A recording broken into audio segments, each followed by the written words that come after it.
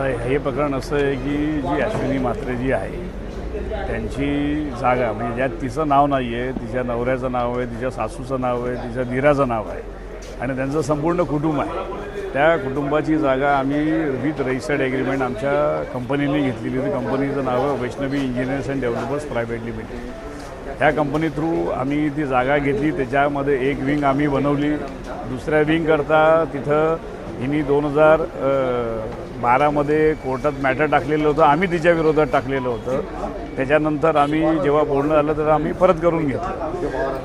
तर 2013मध्ये हिनी केस दाखल केलं आमच्या विरुद्ध कल्याण कोर्टामध्ये। तो दावा, त्या दाव्याचा निकाल जो लागला तो आमच्या बाजूने लागला। तिथं ते निकालामध्ये स्पष्ट आहे की बाबा ती जागा जी आहे ती डील पोझिशन ऑन म्हणजे आम्ही आमच्या ताब्यात आहे जागा असे माननीय कोर्टाने केलेली। बेकायदेशीर काम तुम्ही नंतर तिने नवीन याचिका दाखल केली कल्याण कोर्टामध्ये 308 आणि 370 ते पण माननीय कल्याण कोर्टाने तो जो दावा आहे तो फेटाळून लावला। पण त्याच्यामध्ये तिचा 9 वर्ष 18 महिन्यानंतर तिने एक दावा दाखल केलेला होता, तो अर्ज अलाउ केला।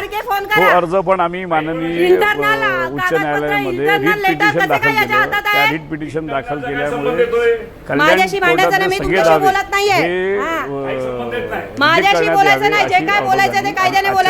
कोणत्याही प्रकारचा दावा नाही आहे। आम्ही जेव्हा रिडेव्हलपमेंट करता, मी जेव्हा रिवाइज परमिशन करता इथं प्लॅन टाकला ॲज अ प्रोजेक्ट डायरेक्टर म्हणून, कारण की मी त्या कंपनीमध्ये आहे। यांना आम्ही रीतसर 2022पर्यंत अश्विनी म्हात्रेचा मुलगा, तिचा नवरा, तिचा दीर, तिची सासू, अख्ख्या कुटुंबाला आम्ही पैसे दिलेत आणि ते चेकनी आहेत। आणि हे सगळे हे बघा, हे डिटेल्स आहेत, हे तुम्हाला डिटेल्स दाखवतो मी। ही एक लिस्ट आहे, 58 लाखाची पेमेंट झालेलं ही आहे आणि ते त्याच्यामध्ये ही पेमेंटचं स्लिप आहे, हे सगळं बँकेचं आहे, बँके थ्रू पेमेंट देण्यात आलेलं आहे। आणि त्याच्यामध्ये सगळं प्रकरण झाल्यानंतर आम्हाला न विचारता तिने आमच्या ताब्यात असलेल्या जागेमध्ये तिने इलिगल कन्स्ट्रक्शन तयार केलं, तिचं एक घर तयार केलं। तिच्यावर 2016मध्ये ऑलरेडी FIR दाखल आहे। मग तिच्या नवऱ्यावर आणि त्यांच्यावर गुन्हा ऑलरेडी दाखल आहे। त्या गुन्ह्याचं स्वरूप असं आहे की तिथं आमचे लोक काम करत असताना ते दादागिरी करतात, त्यांना शिवीगाळ करतात, मारामारी करतात। तर ह्या प्रकारची ही बाई आणि त्यांचं कुटुंब आहे। तर आत्ता जे प्रकरण आहे इथं आम्ही ह्यांनी कारवाई काय केली ते विचारण्याकरता मी पण आलेलो होतो। त्याच्यामध्ये तिच्यावर MRTP ॲक्टनुसार त्यांच्यावर गुन्हाही दाखल करण्यात आलेला आहे इलिगल कन्स्ट्रक्शन म्हणून। तर इलिगल कन्स्ट्रक्शननं जेव्हा गुन्हा दाखल केलेला सगळं आहे, ती काय करते की हे वाचवण्याकरता अननेसेसरी इथं येऊन लोकांचे ते व्हिडिओ काढणं, अधिकाऱ्यांचे व्हिडिओ काढणं, त्यांच्यावर प्रेशर क्रिएट करणं हा तिचा धंदा आहे। तिने माझ्याकडे 50 लाखाची मागणी केलेली आहे आणि अजून काहीतरी फ्लॅट मला द्या साधारण, अशी ती एक्स्टॉर्शन टाईप ती करते।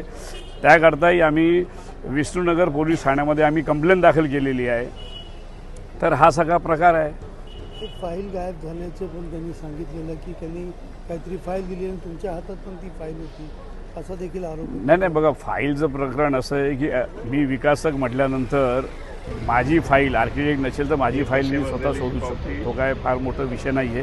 ती फाईल तिथंच आहे। तिचं काम काय की अधिकाऱ्यांवर खोटे नोटे आरोप लावायचे आणि आरोपावरनं काहीतरी प्रेशर क्रिएट करायचं, हे तिचे कामं धंदे। आज परिस्थिती अशी आहे की एखादा विकासक पैसे दिल्यानंतरही त्या जागेचं ओपन लँड टॅक्सची पावती तुम्हाला दाखवतो, 1 कोटीच्या वरचं होतं हे पैसे भरलेल्याची पावती। जेव्हा सगळं आमच्या ताब्यात असताना तर तिने माझा दुसरा प्रश्न काय होता, मी जिथं भेटेन या कॉर्पोरेशनमध्ये आलो की ती लगेच एक व्हिडिओ काढते, फोटो घ्यायचा प्रयत्न करते, हे सगळं चुकीचं आहे। तुम्ही कुठल्याही पुरुषाचा किंवा बाईचा फोटो जर त्याला न विचारता काढलं तर तो कायदेशीर त्याच्यावर गुन्हा दाखल करू शकतो आपण। तर माझं आपल्याद्वारे ही मागणी आहे की जर हा व्हिडिओ जो व्हायरल झाला मानहानीचा दावा दाखल करणार। माझ्याशी बोलायचं नाही, जे काय बोलायचं ते कायद्याने बोलायचं। नाही, तक्रार दाखल केली। आता एखादी लेडीज जर पोलीस स्टेशनला जाऊन सांगते की बाबा असं असं झालेलं आहे, ती खोटी तक्रार झाली ना माझ्यावर। आणि मी काय एकटा थोडी होतो, तिथं सर्व अधिकारी होते, त्यांचाही CCTV कॅमेरा आहे आणि त्या व्हिडिओमध्ये फक्त ती बाई फक्त व्हिडिओ काढते आणि मी बोलतोय, त्याच्या अगोदरचं काहीच नाही आहे। ते सगळं प्रकरण चुकीचं आहे. ती सगळं एक नंबरचं म्हणजे आपण म्हणतो की फ्रॉड असतात ज्या त्या ॲडव्होकेट कशा झाल्या तो त्यांचा प्रश्न आहे, पण त्या फ्रॉड म्हणून आणि आजच्या तारखेला ह्या प्रकरणामध्ये त्यांचं जे घर तुटणार आहे त्या कारवाई करता त्या येऊन इथं ते फुकट ड्रामे करतात आणि आमच्यावरही प्रेशर करतात, आमच्याकडनं एक्स्टॉर्शन मागतात ते.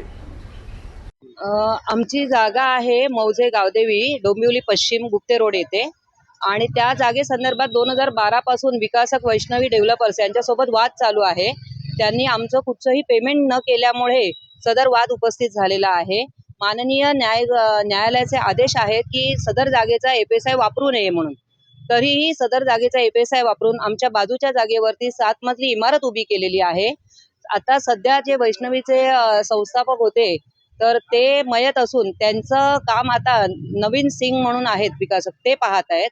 आणि नवीन सिंग साम दाम दंड भेद त्यांचं राजकीय वजन सगळं वापरून त्या सदर बाजूच्या जागेमध्ये नगरसेवक नंदू म्हात्रे आणि त्यांचा भाऊ सदानंद म्हात्रे यांच्या नावाने त्यांना 2 फ्लॅट दिलेले आहेत आणि गाळे पण दिलेले आहेत 4.